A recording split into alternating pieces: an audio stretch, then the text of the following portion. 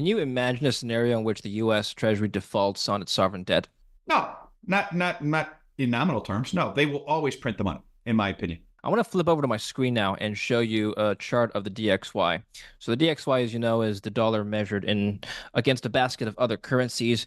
Over the course of the year, the DXY has pretty much erased all of its gains and then lost some. However, if you zoom out to, let's say, a 5-year chart, you'll see that the DXY has been trading range bound basically since 2022. And so this decline that we've seen since the beginning of summer isn't really anything new. How would you interpret this chart both on a 1-year basis and also a 5-year basis? On a 1 year basis, I think what that chart is telling us is that the Fed is going to have to cut rates aggressively, despite what the economy is doing. The economy is clearly slowing sequentially, more for the low end than for the high end, but it's not that bad. And so I think ultimately what that chart is telling us is the Fed's, I think there's enough market participants realizing the Fed's cutting rates to help address the U.S. fiscal position. And so that's very negative for the dollar. And so I think that's the short-term look. I think when you look out over that chop, over the 5 years, that's, I think, a tale of two, sort of tale of three cities, really, right? We had COVID, and the Fed came in and did sort of whatever it takes to maintain Treasury market functioning. Really, that started at the end of 2019 with the repo rate spike. That was the first time the Treasury market really dysfunctioned. It was at the front end. The Fed came in 48 hours. They grew their balance sheet. They said it wasn't QE, blah, blah, blah. Market said, I don't care. It acted like it was QE. Dollar went down. You saw the Fed start to try to normalize that in early 2020. We had COVID. Again, Fed came in, did whatever it took after March 2020 Treasury market dysfunction at the lows in March of 2020 related to COVID. They grew their balance sheet enormously. The dollar weakened through, call it, June of 2021. Around then, Fed came out and said, okay, we're going to think about tightening around June of 21, and the dollar started firming. Slowly at first, and then when they got aggressive with hikes, when inflation picked up, the dollar ran sharply up through 2022, trying to fight inflation. Ultimately, they were successful in bringing inflation down substantially. The bad news was that inflation was the only thing keeping the U.S. government solvent on a nominal basis. In other words, the U.S. government's true interest expense, as we measure it, which is entitlements plus interest, was about 105% of U.S. tax receipts in 2020, 2021. They needed to print the interest to basically not have to avoid either crowding out the global dollar markets, which creates a global crisis, or telling boomers or U.S. Treasury holders, we're going to have to short you this month. We're not going to be able to make the payment this quarter. Obviously, those two things aren't going to happen. They had to print the money. They did. They got nominal GDP up to a level where they were covering their true interest expense again. They tightened, and now they're not again. So I think this chop we've seen in the dollar has been sort of this fight of, I would say, traditional Wall Street and markets who are increasingly thinking the U.S. has a fiscal problem. That basically, hey, the Fed's going to go higher for longer because they can. And then markets say, no, they can't, because they're not going to be able to cover their true interest expense with receipts. And so there's this back and forth. And I think that chop is going to be resolved on the downside for the DXY, in my opinion. You've talked about this issue of the U.S. deficit rising and what the Fed is going to do about it, and the Treasury for that matter. This is a tweet you've made recently, 25 or 50. I'm guessing you're referring to basis points and cuts. I'm more interested in 150, as in U.S. true interest expense was 150% of U.S. government receipts in August. The greatest trick the Fed ever pulled was convincing Wall Street it wasn't cutting rates to finance U.S. government deficits. What do you mean by that? How does that work? So that is the monthly Treasury statement. What that chart in that tweet shows, or that X post, I guess, sorry, Elon, is that if you add up Social Security, you add up Medicare, you add up health, which is Medicaid, you add up net interest, and you add up veterans benefits, all of those things are either the interest on the debt or the current portion of the United States government off-balance sheet debt, right? At the end of the day, Medicare, Social Security, health, Veterans Affairs, those are all off-balance sheet debt that only come on balance sheet when they have to pay cash to pay benefits. And so when I total those up and then I compare them to the receipts of the productive U.S. economy, in August, the true interest expense was 150% of receipts. It's not sustainable. In July, that number was 120%.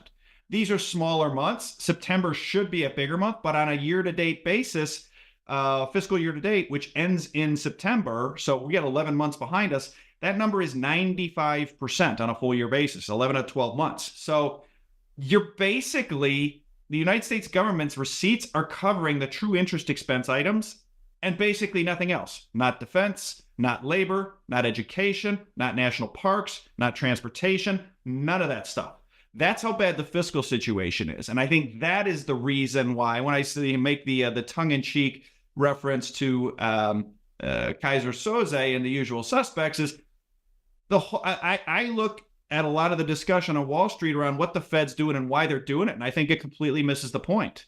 The point is not, is the Fed doing this because the economy warrants it or not? It doesn't matter. The U.S. government's balance sheet, the U.S. government's fiscal situation warrants it now. And so it's going to get done because, like I just said, there is zero chance the U.S. government's going to default on its debt. They're going to do what they have to do to make the ends meet, and inflation is going to be the release valve. The dollar is going to be the release valve. That's our view, and that's what that tweet was about. Besides what the Fed could do to help shore up the deficits, what could the government do? What could Congress do, in your opinion, that could perhaps balance the budget? That's a tricky one. If the debt to GDP was not 123% and rising again the way it is, or net it's 100% and rising again, to true that up with the CBO numbers you read before, then the U.S. government could implement some form of austerity, cut defense, cut entitlements. The Fed could cut interest rates. But when you look at expenditures of the United States government, there are only three things that matter. There's entitlements, which is Social Security, Medicare, Medicaid. There's defense, and there's interest. That's it. Those are the only things big enough to matter. Those three things alone are about 120, 125% of receipts. So you have to, if they wanted, right now we're running about a 7 to 8% of GDP deficit. If they wanted, with full employment, which is unprecedented going back 60, 70 years, if they wanted to take that back to, say, 3% of GDP deficits, that implies a 5% of GDP spending cut immediately. That implies a 5% drop in GDP immediately. To get that without cutting rates, you would have to cut entitlements or defense by 25 to 30% immediately and permanently. Neither of those things are going to happen, but you could do that. Now, if the debt wasn't 120%. But because the debt's 120%, what you're going to do by cutting 5% of GDP just to get the deficit back to 3% of GDP is you're going to trigger a recession. And in recessions, the deficit rises by 600 to 800 basis points of GDP. So you're actually, by trying to cut with debt as high as it is, all you're going to do is spur a recession that ends up increasing the deficit of percent of GDP instead of shrinking it. And so that's why I laughed when you asked the question is it's a morbid gallows humor is that there's nothing they can do. There's nothing Congress can do mathematically. They've got to inflate the debt away basically at this point and hope the Fed helps them. Your point about austerity, has either presidential candidate Harris or Trump, indicated that they're interested in implementing any sort of austerity? Not anything I've seen from them. I keep asking you rhetorical question after rhetorical question to stimulate laughter. I already know what you're going to say. This engaging conversation with Luke Gromen offers a deep dive into the intricate dynamics of the U.S. Treasury fiscal policy and the future of the dollar. Here are the three key takeaways. 1. The unsustainability of current fiscal practices. Luke emphasizes the alarming fiscal trajectory of the U.S. government, where true interest expenses are outpacing government receipts. With entitlements and interest on debt consuming an ever-increasing share of the budget, the need for drastic changes becomes clear. The current model is unsustainable, suggesting that the only viable path forward may be to inflate the debt away. The Fed's dilemma. The discussion highlights the Federal Reserve's precarious position in managing interest rates amid rising fiscal pressures. Luke argues that despite the economy showing signs of slowing, the Fed may be compelled to cut rates aggressively to address the U.S. fiscal situation. This creates a tension between Wall Street's expectations and the Fed's ability to maintain a credible monetary policy without compromising the dollar's value. 3. Austerity versus economic reality. The conversation delves into the impracticality of austerity measures in the current high-debt environment. Luke explains that meaningful spending cuts would require a level of austerity that risks triggering a recession, thereby exacerbating the deficit.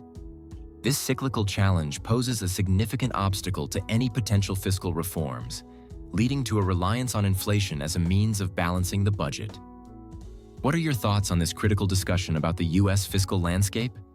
Do you resonate with Luke Gromen's insights on the future of the dollar? Let us know in the comments below.